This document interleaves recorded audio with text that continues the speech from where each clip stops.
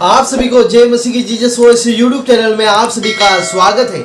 Israel में मिला प्रभु यीशु मसीह का जीवित लहू, और यीशु मसीह का जो लहू है आज भी जीवित है, और यीशु मसीह के लहू के द्वारा आज भी लोगों के पापों की माफ़ी मिलती है।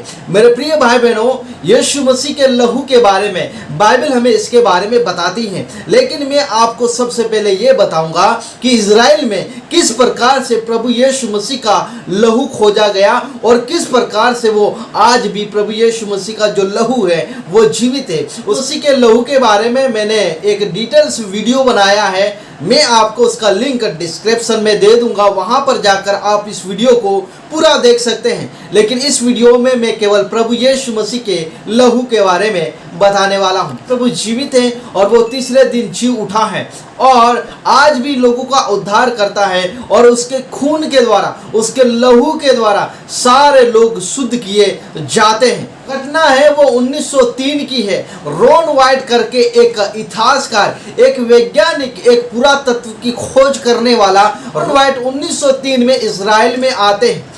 उस साइट का नाम था या उस जगह का नाम था गुलगुता। जी हाँ, वो वही गुलगुता था जहाँ पर प्रभु यीशु मसीह को कलवरी के क्रूस के ऊपर चढ़ाया गया था। रॉन वाइट ने वहाँ पर रिसर्च या खोज करना शुरू कर दिया गया। कुछ मजदूरों की सहायता से वहाँ पर उन्होंने खोज करना शुरू कर दिया। एक गुफा में वो खोजबीन करने लगे, लेकिन वहाँ के जो इब्री जो मजदूर थे वो वहाँ से भाग गए। उन लोगों को कारण पूछा गया कि आप क्यों भाग गए हैं, तो उन लोगों ने बोला कि आप खुद जाकर वहाँ पर देख सकते हैं। उसके बाद दूसरे दिन क्या हुआ, पूरी तैयारी के साथ उस गुफा में आते हैं और वहाँ पर जो देखते हैं रॉन वाइट के होश उड़ जाते हैं, क्योंकि उस गुफा में वाचा का संदूक भी रखा गया था। उसके बाद रॉन वाइट की नज़र उस वाचा के संदूक के ऊपर जाती है, तो वहाँ पर डामर जैसा कुछ काला काला लगा रहता है। तो रॉन वाइट उस जो वहाँ पर जो काला काला था, जो कुछ था, उसको इकट्ठा करके रिसर्च में भेजते। वहाँ पर पता लगाया गया है कि ये तो किसी का खून है जो कि बहुत सालों के बाद ये उसका जो सेल है वो मर चुका है। रिसर्च सेंटर ने मना कर दिया कि हम इसकी जांच नहीं कर पाएंगे, लेकिन फिर भी रॉन वाइट ने उनसे निवेदन किया, रिक्वेस्ट किया। उसके बाद उन लोगों ने उस खून का रिसर्च करने लगे। जब 2-3 दिन के बाद उस खून का रिजल्ट आया तो रॉन वाइट को बताया गया कि ये तो एक इंसान का खून है और आज भी ये खून जीवित है। वाला सा जो दिखने वाला डामर जैसा था जो निकाला था, वहां पर फिर जाते हैं और उस गुफा में देखते हैं कि ऐसे ही जो गुफा के अंदर से भी ये खून बहकर आ रहा था और वाचा के संदूक के ऊपर मतलब गिरा था। तो रॉन वाइट ने ये खोज किया कि ये जो लहू है, खून है, वो ऊपर से अंदर आया कैसे। जी हाँ, ये एक सवाल हो सकता है कि यीशु मसीह का जो लहू था वो उस गुफा में या उस वाचा के संदूक के ऊपर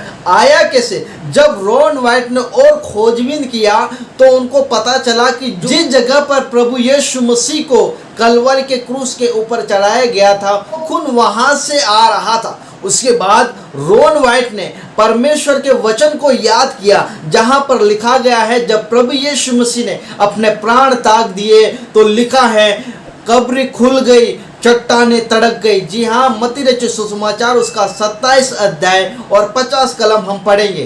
तब यीशु ने फिर बड़े शब्द से चिल्लाकर प्राण छोड़ दिया, और देखो मंदिर का पर्दा ऊपर से नीचे तक फट कर 2 टुकड़े हो गया, और धरती डोल गई और चट्टानें तड़क गई और कब्रें खुल गई, और सोए हुए पवित्र लोगों के बहुत से सब जी उठे।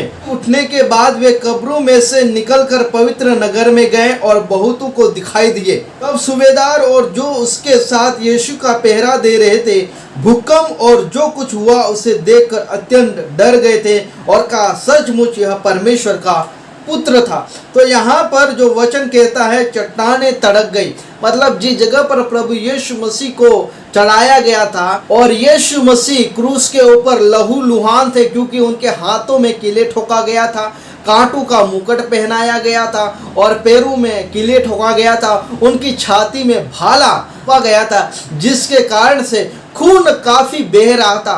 उसके बाद जब प्रभु यीशु मसीह प्राण त्याग देते हैं तो जो चट्टानें थी वो तड़क गई और चट्टानों की मदद से जो लहू था वो धीरे धीरे चट्टानों से रिश्ते हुए वो वाचा के संदूक के ऊपर गिरा था। मेरेला पतरस उसका पहला अध्याय और 18 कलम पढ़ते हैं। लिखा है, क्योंकि तुम जानते हो कि तुम्हारा निकम्मा चाल चलन जो बाप दादों से चला आता है उससे तुम्हारा छुटकारा चांदी सोने अर्थात नाशवान वस्तुओं के द्वारा नहीं हुआ, पर निर्दोष और निष्कलंक मेमने अर्थात मसीह के बहुमूल्य लहू के द्वारा हुआ है।